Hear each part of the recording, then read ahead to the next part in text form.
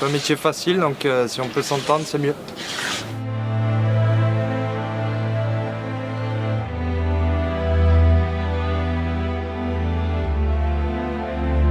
La prud'homie, elle est née avant nous, elle mourra après nous.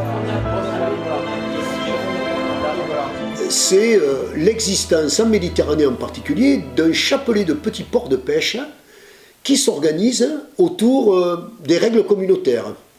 C'est ça la prud'homie. La prud'homie de Palavas, c'est un grand territoire, c'est presque 30 km de littoral, avec 3 ports de pêche en mer.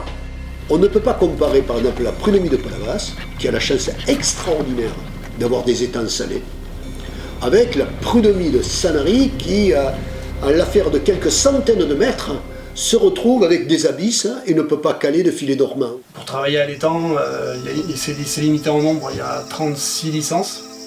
Quand j'ai fait ma demande, elles étaient toutes prises. Donc il fallait attendre qu'il y ait une place qui se libère, qu'il y ait quelqu'un qui part à la retraite et qui laisse sa place, quoi. Le prud'homme, il représente 50 bonhommes derrière, quoi.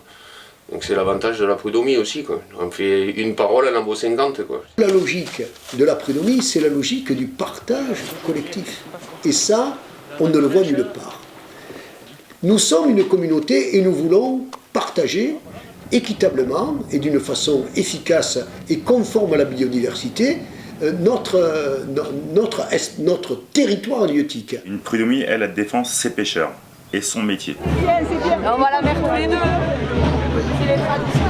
Nous sommes très heureux parce que la Sainte-Pierre, mesdames, messieurs, c'est la journée, c'est la fête des pêcheurs.